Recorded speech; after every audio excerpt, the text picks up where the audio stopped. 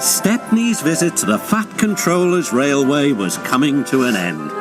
"We shall miss you," said the Fat Controller. Then he turned his attention to all the other engines. "My railway is very busy and I am pleased with you, but you need help. A diesel is all that's available. Please do your best to avoid any, disturbances." "What does that mean?" whispered Duck. "That means this diesel is difficult," snapped James. And he was. The diesel surveyed the shed. "Not bad, I've seen worse. At least you're all clean," he sneered. The engines glared. "It's not your fault, but your controller should scrap you and get engines like me. A fill of oil, a touch on the starter, and I'm off. No bother, no waiting. They have to fuss around you for hours before you're ready." The engines were furious. Next morning, they held an indignation meeting round the turntable. "Disgraceful," mumbled Gordon. "Disgusting," said James. "Despicable," spluttered Henry. "To say such things to us," cried Donald and Douglas. "It's to teach him a lesson we'd be wanting. Now how do we do it?" The chance came sooner than expected. The diesel was purring comfortably. An inspector watched the fitter making final adjustments. The wind tugged at the inspector's hat. The diesel was ready. "Look at me, Duck and Stepney. Now I'll show you something." He rolled proudly towards his coaches.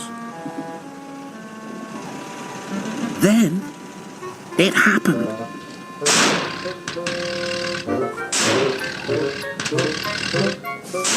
Shaking and spluttering, the diesel stopped.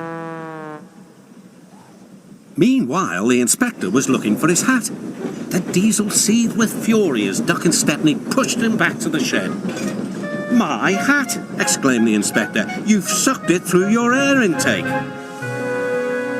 "Bother your hat," said the Fat Controller. "The heavy train's due out. You'll have to take it, Duck.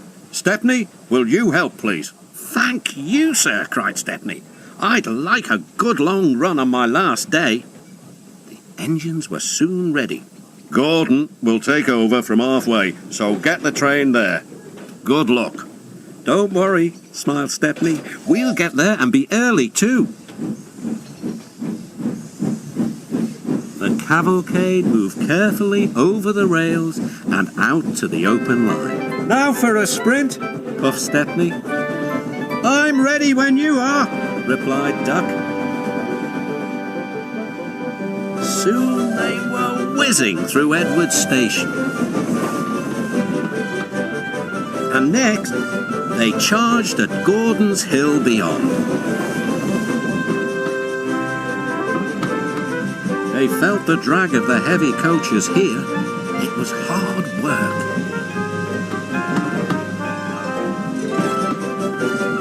At last, they were running smoothly along the line towards the big station.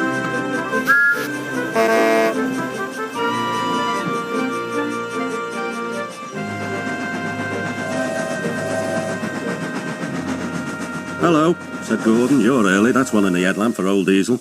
"James says he's sick as boiler sludge and sulking in the shed." "Serves him right for saying we're out of date." And Gordon chortled away. Next day, everyone came to say goodbye to Stepney.